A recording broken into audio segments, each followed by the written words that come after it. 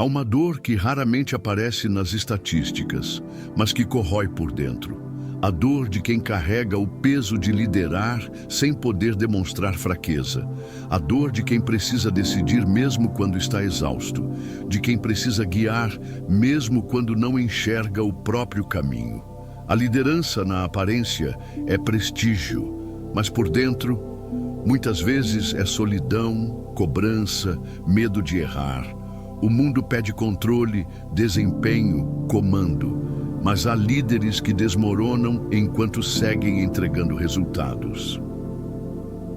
E ninguém percebe, porque ainda estão de pé, porque ainda falam firme, porque ainda cumprem metas, mas por dentro ruíram.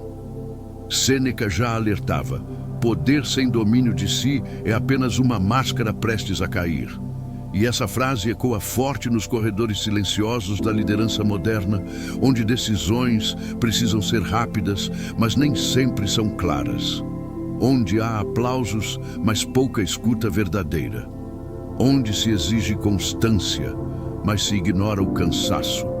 O poder sem autogoverno vira prisão. Uma prisão com paredes invisíveis, feitas de expectativa, de autoexigência, de medo do julgamento. Por trás de cada cargo elevado, existe uma alma que muitas vezes está afundando em silêncio. Marco Aurélio conhecia essa realidade. Imperador do império mais poderoso da Terra, enfrentava batalhas externas e internas, guerras fora e tormentas dentro. Mas ele cultivava uma prática que o mantinha inteiro, um ritual filosófico silencioso. Ele não escrevia para o povo, escrevia para si, para lembrar do que realmente importava, para se manter firme quando tudo em volta tremia. Era esse autogoverno, essa lucidez íntima que o impedia de colapsar. A neurociência hoje confirma o que os estoicos já sabiam. Daniel Kahneman descreve como, sob pressão, líderes ativam o chamado Sistema 1 do cérebro, um sistema rápido, reativo, impulsivo. Decisões tomadas no susto, na raiva, no medo, e é aí que tudo se perde.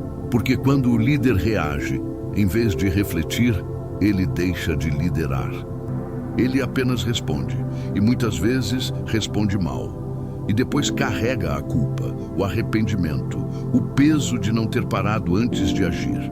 Por isso, a pergunta deste vídeo não é sobre como ter mais controle, mas sobre como acessar mais clareza. O que os estoicos faziam que os líderes modernos esqueceram? Como transformar a pressão em discernimento e não em explosão? Como liderar sem se perder de si mesmo? Vamos, juntos, revisitar os fundamentos da liderança estoica. Não como um manual, mas como um caminho. Um caminho para respirar no meio da tensão, para encontrar ordem em meio ao caos.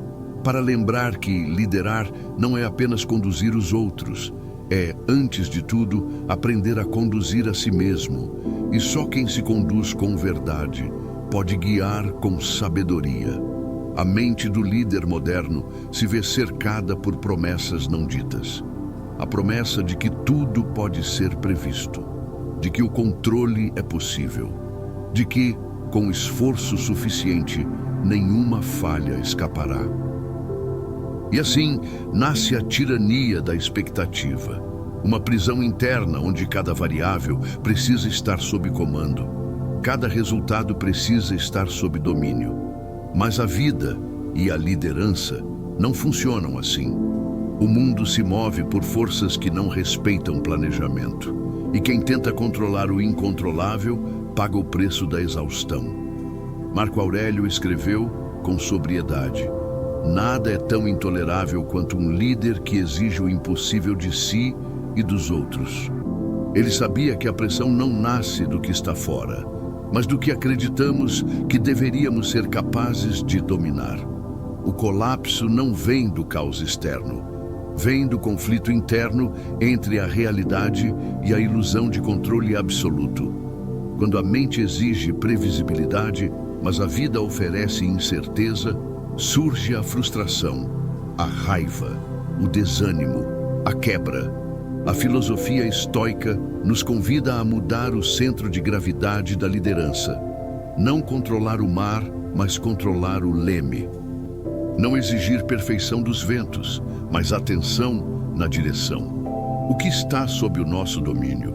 O que de fato depende da nossa conduta? A prática do diário da aceitação racional surge aqui como uma âncora poderosa.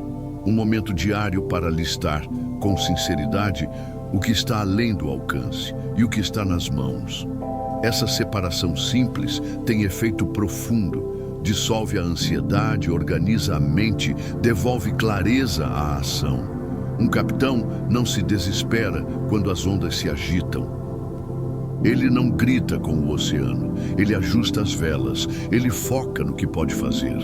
Ele aceita o que não pode mudar. E essa aceitação não é passividade, é sabedoria. Porque só quem reconhece seus limites pode agir com precisão dentro deles. A tirania da expectativa cai por terra quando entendemos que a grandeza não está em controlar tudo, está em agir com firmeza, mesmo quando tudo escapa. Está em manter o leme firme, mesmo quando o céu escurece. Porque liderança não é força bruta. É inteligência emocional diante do imprevisível. E só lidera de verdade quem aprendeu a soltar para poder seguir. Há uma imagem silenciosamente construída sobre o que é ser líder. A imagem de alguém que nunca se abala, que nunca hesita, que sempre sabe o que fazer. Essa figura, tão difundida quanto idealizada, alimenta uma exigência cruel, a de esconder a própria humanidade. Muitos líderes acreditam que, para manter a autoridade, precisam esconder a dor. Fingir estabilidade, mesmo quando estão à beira do colapso. Mostrar segurança, mesmo quando estão em pedaços por dentro. Mas essa armadura, quando usada por tempo demais, deixa de proteger e começa a sufocar. O mito da liderança impenetrável cobra um preço silencioso. O líder que esconde suas fragilidades começa a se afastar de si e, aos poucos, deixa de escutar o que sente, porque sente vergonha da dúvida, porque sente culpa pela angústia, porque acredita que sentir é sinal de fraqueza. Mas não é. Sentir é parte do humano, e um líder que se recusa a sentir deixa de ser inteiro. Passa a viver no automático, reage, explode ou adoece em silêncio.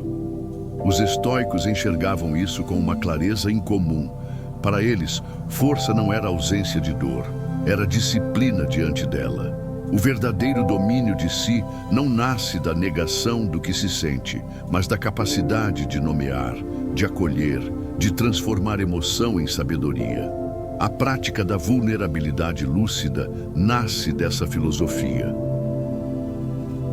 Um gesto corajoso de reconhecer o que se passa por dentro, sem drama, mas também sem negação. Dizer, sinto medo, sinto cansaço, mas mesmo assim posso agir com consciência.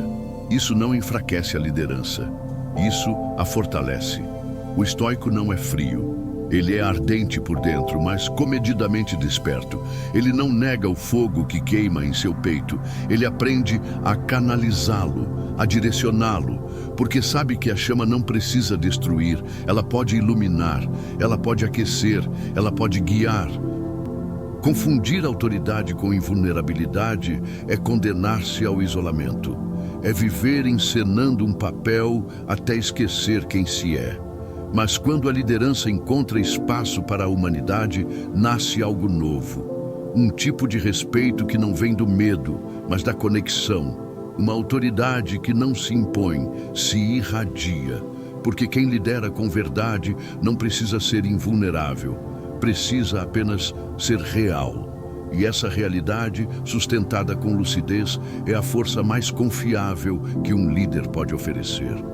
Há líderes que se preocupam mais com o reflexo no espelho do que com a voz que ecoa por dentro.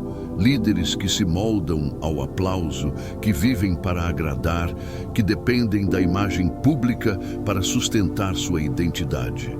Mas a imagem por mais bem construída, é frágil, é volátil, é manipulável. E quando a essência é esquecida, quando o que se é de verdade se perde na busca pelo que se quer parecer, a queda se torna inevitável. Porque não há fachada que sustente um vazio interior por muito tempo. A liderança moderna, alimentada por métricas, redes, rankings e curtidas, se vê frequentemente seduzida pela aparência, pelos discursos prontos, pelas poses ensaiadas, pela necessidade de parecer forte, seguro, admirável. Mas Marco Aurélio nunca escreveu para as multidões. Escrevia para si, para lembrar, para alinhar, para manter-se inteiro. Ele sabia que a imagem pode ser sedutora, mas a coerência interna é que sustenta. E sem ela, tudo desmorona, mesmo que aos olhos dos outros tudo pareça perfeito. A prática do diálogo estoico interno resgata esse lugar de verdade. É um retorno diário ao essencial, uma conversa honesta com a própria consciência, um momento para perguntar: quem estou me tornando? Quem sou quando ninguém me observa? Minhas decisões refletem meu caráter ou apenas minha ambição? Essas perguntas não enfraquecem, elas revelam, elas limpam, elas alinham. A reputação é o que os outros veem. O caráter é o que você aguenta quando tudo desmorona. E há líderes que, ao perderem a imagem, descobrem que não têm mais nada, porque nunca investiram no que realmente sustenta. Mas há outros, silenciosos, discretos, que se fortalecem mesmo quando criticados, que permanecem firmes, mesmo sob pressão, porque não dependem da aprovação para saber quem são. Eles não lideram para agradar. Eles lideram porque têm clareza de propósito, porque têm raiz. E uma raiz verdadeira atravessa qualquer tempestade. No fim, é isso que separa o líder de imagem do líder de essência. O primeiro encanta, mas não permanece. O segundo talvez não brilhe tanto à primeira vista, mas é o que ilumina quando tudo se apaga. E essa luz, nascida da coerência, é a força que o mundo mais precisa e a que mais falta. O tempo parece correr cada vez mais rápido, as demandas se acumulam, as decisões precisam ser tomadas com urgência. O relógio empurra, a agenda consome, o corpo responde, mas a alma se ausenta. Muitos líderes vivem acelerados, mas profundamente desconectados. Avançam, mas não sabem para onde. Executam, mas não sentem mais o porquê. E nessa correria crônica, nasce uma das mais perigosas armadilhas da liderança moderna: a perda de sentido. A velocidade, quando constante, rouba a lucidez. Ela impede a escuta. Ela atrofia a reflexão. E um líder que não para pensar, para sentir, para respirar, vai se tornando máquina, funcional talvez, mas vazio, desfocado e aos poucos fragmentado. A mente que não para perde profundidade. As decisões que não amadurecem se tornam reações. E a liderança que não contempla se torna apenas operacional. Os estoicos ensinavam outra lógica. Eles sabiam que parar também é parte da estratégia. Que o silêncio não é ausência, é preparação. Que a pausa não é fraqueza, é inteligência. Marco Aurélio usava o silêncio como escudo. Respirava fundo antes da palavra. Refletia antes da ação. Ele entendia que no intervalo entre o estímulo e a resposta nasce a liberdade. E é nesse intervalo que mora a sabedoria. A prática da pausa racional se revela aqui como ferramenta de sobrevivência emocional e clareza estratégica. 10 minutos por dia. Um espaço íntimo, um respiro consciente, um momento para rever decisões, escutar o que está dentro, reorientar o foco. Não é perda de tempo, é investimento em presença. É lembrar que até o arqueiro, antes de soltar a flecha, precisa respirar, mirar, aquietar. A liderança que não desacelera se torna ruído, e o ruído gera erros, desconexão, esgotamento. Mas a liderança que aprende a pausar reencontra a escuta, reencontra o centro, reencontra o porquê. E esse reencontro muda tudo, porque só quem sabe parar com coragem consegue avançar com verdade. Muitos líderes acreditam que podem separar suas dores do seu desempenho, que podem funcionar bem, mesmo ignorando o que sentem. Seguem tomando decisões, cumprindo metas, conduzindo equipes, mas por dentro há uma tempestade não enfrentada. E esse não enfrentamento é traiçoeiro, porque a dor ignorada não desaparece. Ela apenas se desloca e se infiltra sutilmente na forma como se fala, se decide, se reage. Um líder que não lida com suas emoções passa a projetá-las nos outros, com mais dureza, com menos paciência. Com uma impaciência que não tem nome, mas que todos ao redor sentem. A multitarefa emocional é a tentativa de funcionar como se tudo estivesse bem. É o hábito de acumular pequenas frustrações sem reconhecer nenhuma, de engolir desconfortos sem processá-los, de dizer está tudo certo, quando na verdade algo está fora do lugar há muito tempo. E essa negação cotidiana se transforma pouco a pouco em cansaço profundo, em um vazio que nenhuma conquista consegue preencher. Em decisões feitas no automático, em relações que se deterioram, em um colapso que ninguém viu chegando, mas que estava sendo construído, em silêncio há muito tempo. Sêneca alertava: ocupar-se demais é desculpa para não se enfrentar. E essa frase precisa ecoar com força, porque um líder que vive ocupado demais pode estar, na verdade, fugindo de si, dos próprios medos, da angústia que sente e não quer nomear. Mas a liderança estoica propõe o oposto: escanear todos os dias o próprio estado emocional antes de qualquer tomada de decisão importante, não para se tornar sentimental, mas para se tornar lúcido, porque a lucidez nasce do reconhecimento, e só quem reconhece o que sente pode decidir com clareza. Não se pilota um avião com turbulência interna não reconhecida, assim como não se lidera com eficácia quando se vive emocionalmente desregulado. A força da liderança não está em reprimir o que se sente, mas em observar com honestidade e transformar com consciência. Porque só quem se conhece em profundidade pode guiar com leveza, e só quem lida consigo com coragem pode cuidar dos outros com verdade. Há um silêncio que pesa mais do que o ruído, o silêncio que surge quando um líder percebe que suas decisões já não refletem seus valores. Quando o que se escolhe no dia a dia entra em conflito com aquilo em que se acredita.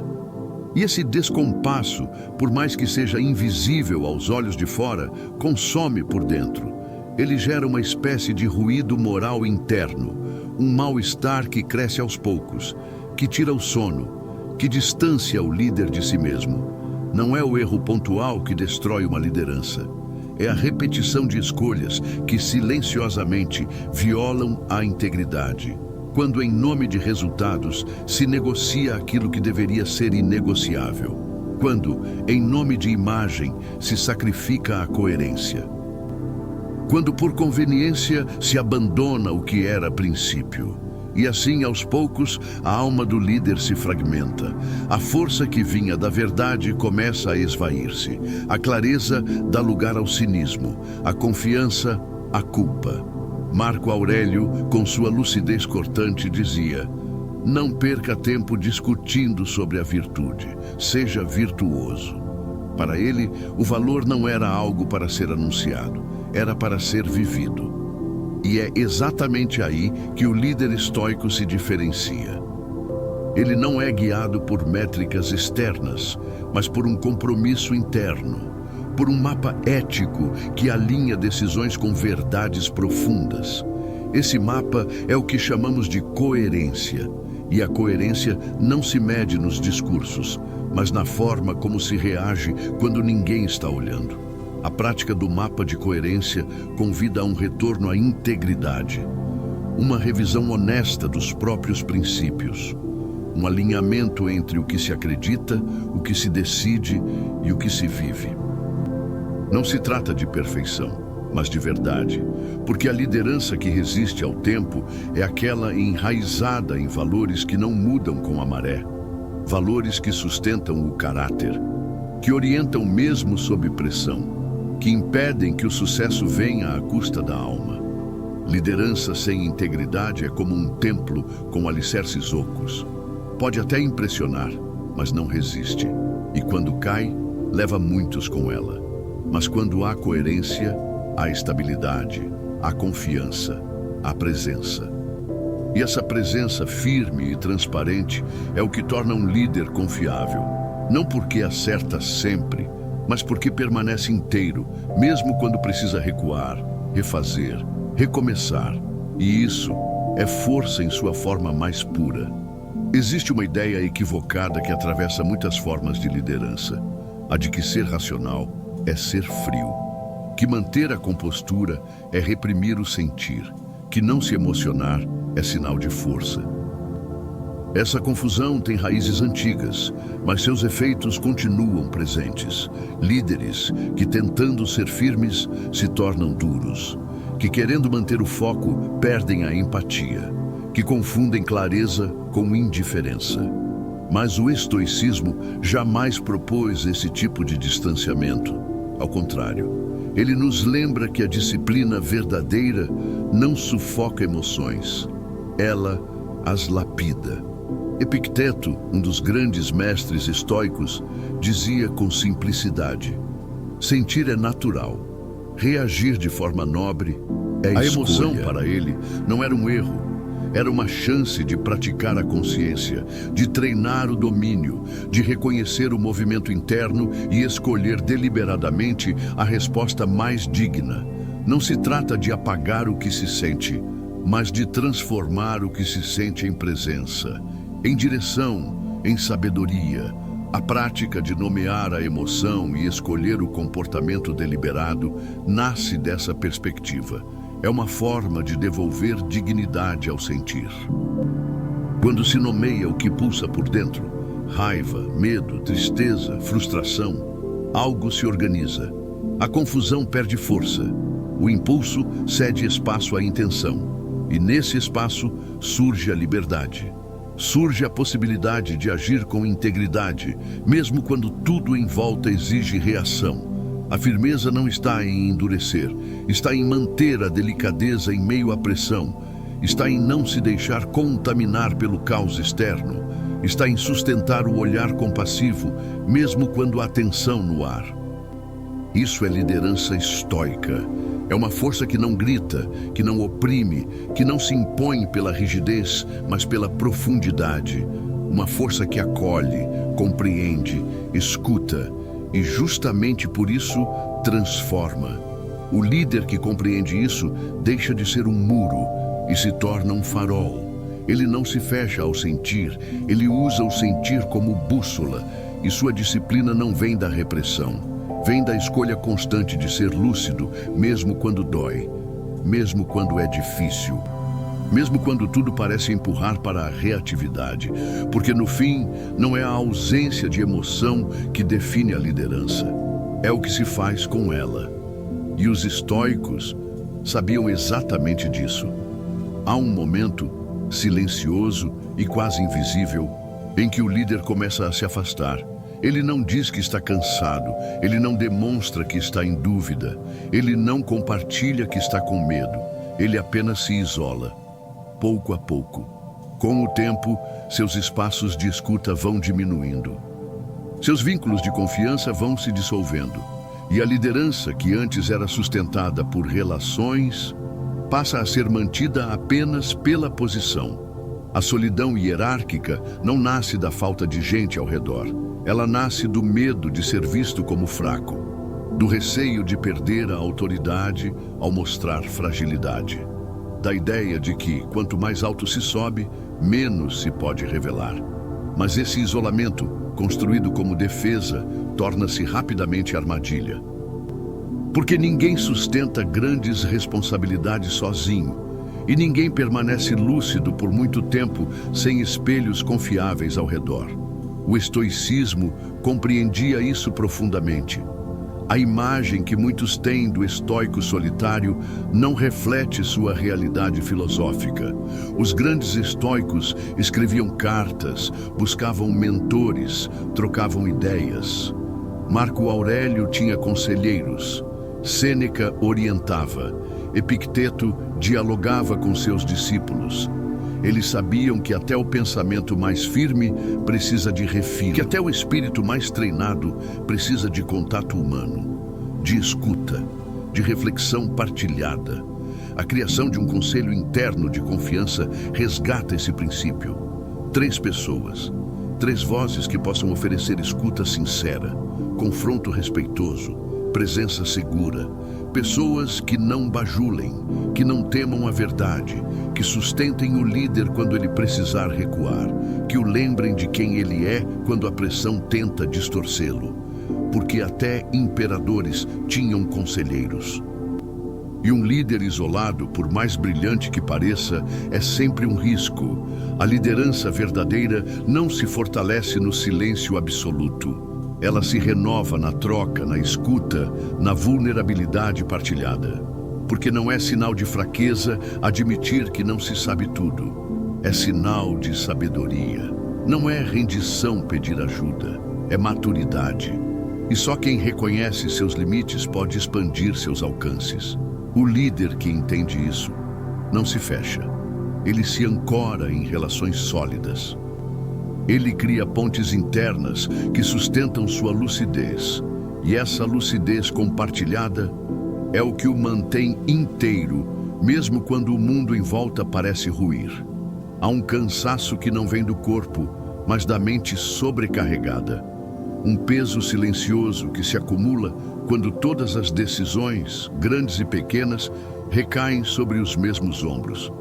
Decidir onde ir, o que fazer, como agir, o que dizer, a todo momento. Todos os dias, sem pausa, sem triagem, sem filtro. Essa saturação invisível, conhecida como fadiga decisional, consome a clareza, distorce as prioridades, reduz a capacidade de discernimento e mina a liderança a partir de dentro. Daniel Kahneman, ao estudar os mecanismos da mente, revelou que quanto mais decisões não essenciais uma pessoa toma ao longo do dia, menor é sua capacidade de tomar boas decisões nas horas cruciais. A mente exausta passa a operar no automático, a escolher com pressa, a julgar com irritação. E com isso, decisões vitais começam a ser tomadas sob a névoa da exaustão. Um líder assim não colapsa de repente. Ele vai ruindo devagar, sob o peso das escolhas acumuladas. Os estoicos, com sua sabedoria prática, entendiam a importância de separar o essencial do ruído. A técnica da deliberação mínima para decisões máximas nasce desse princípio. Reduzir o número de decisões desnecessárias. Automatizar o trivial. Poupar energia mental para o que realmente importa. Escolher com consciência onde colocar a atenção. Como um jardineiro que não tenta cuidar de todas as folhas, mas das raízes que sustentam a árvore. Quem decide tudo acaba decidindo mal o que importa. Essa é uma verdade dura, mas libertadora, porque aponta para a urgência de criar critérios, de construir rituais de reflexão, de simplificar o que pode ser simples e de reservar o melhor da mente para os dilemas que exigem presença plena. A liderança lúcida é seletiva, não porque negligencia, mas porque prioriza com coragem, porque sabe que nem toda urgência é importante e nem tudo o que grita merece resposta. O líder que compreende isso começa a decidir menos e melhor. Começa a sentir mais leveza e mais precisão, porque não há sabedoria onde há saturação, e não há liderança estável, sem clareza interior. Existe uma verdade que poucos ousam encarar, mas que transforma silenciosamente aqueles que a contemplam. a lembrança da morte. Não como medo paralisante, mas como horizonte que clareia, como perspectiva que reordena, como espelho que devolve ao líder a urgência do essencial.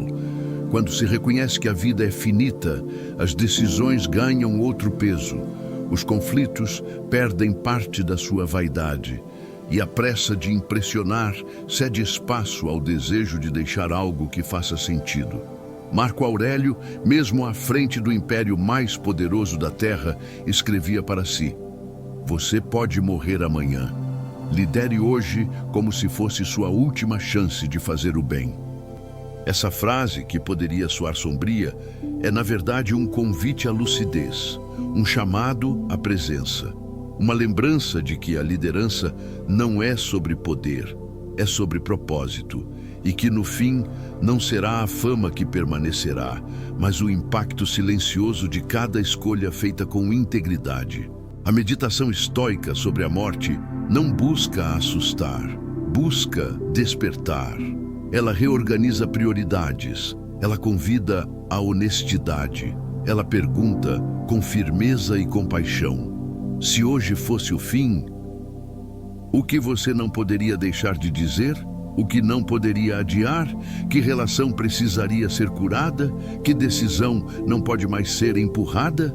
Essa reflexão, feita diariamente, transforma a liderança, porque faz com que cada gesto deixe de ser mecânico e volte a ser semente. A morte, quando lembrada com sabedoria, não deprime, ilumina, não puxa para baixo, traz para o centro.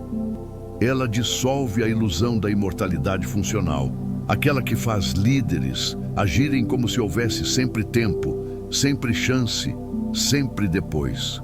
E quando essa ilusão cai, o que fica é um senso de missão, um desejo de servir melhor, de ser mais verdadeiro, de não desperdiçar energia com o que não constrói. O verdadeiro líder não teme o fim. Ele teme não ter vivido com propósito. E é por isso que a lembrança da morte não é morbidez, é estratégia. Uma estratégia estoica. Um lembrete de que cada decisão é um legado, que cada silêncio é uma escolha, que cada palavra pode ser a última e por isso merece ser dita com consciência. O estoico sabia disso e por isso liderava como quem já entendeu o valor de cada instante. Ao final de tudo, resta uma pergunta que corta fundo. O que sustenta um líder em tempos extremos? Não é a eloquência, não é o prestígio, não é a estrutura que o cerca. O que sustenta verdadeiramente é a clareza. E a clareza nasce do autodomínio, da lucidez conquistada por dentro, da capacidade de olhar para si com coragem, para o mundo com discernimento e para os outros com compaixão. Sem isso, a liderança é apenas uma armadura brilhante, mas vazia. Sêneca advertia: quem é governado pelas emoções não pode governar os outros. Essa frase resume o colapso de muitos que parecem fortes, mas carregam uma mente caótica, que brilham por fora, mas apagam por dentro, que mandam bem, mas não sabem ser. E não sabem porque nunca aprenderam a se ouvir, a se governar, a se sustentar em silêncio, enquanto tudo em volta treme. Mas o estoico aprendeu. Aprendeu porque se preparou, porque não fugiu de si, porque fez da vida um laboratório de autodomínio. Jordan Peterson lembra que o verdadeiro líder é aquele que carrega a ordem dentro de si, antes de tentar impô-la ao mundo. E essa ordem não é perfeição, é presença, é consistência, é a capacidade de errar sem se desintegrar, de acertar sem se perder, de agir com firmeza e ao mesmo tempo com gentileza. Os estoicos não eram máquinas, eram humanos profundamente conscientes do seu papel. E por isso resistiam, porque sabiam que a força mais poderosa não é a que domina os outros, mas a que organiza o caos interno. Recapitular é retornar ao essencial. Liderança não é sobre controle, é sobre condução com propósito. É sobre criar clareza em meio ao ruído. É sobre servir sem se perder. E o estoicismo nos oferece esse caminho, um caminho de lucidez prática, de disciplina afetiva, de força silenciosa, um caminho que não exige títulos, mas escolhas, que não exige perfeição, mas consciência. Em tempos extremos, os que resistem não são os mais duros, são os mais lúcidos. E essa lucidez não nasce do acaso. Ela nasce do treino, da filosofia vivida, do silêncio fecundo que antecede a ação. E é exatamente isso que os estoicos sabiam cultivar. Porque no fim, quem governa a si com sabedoria é o único que pode verdadeiramente liderar.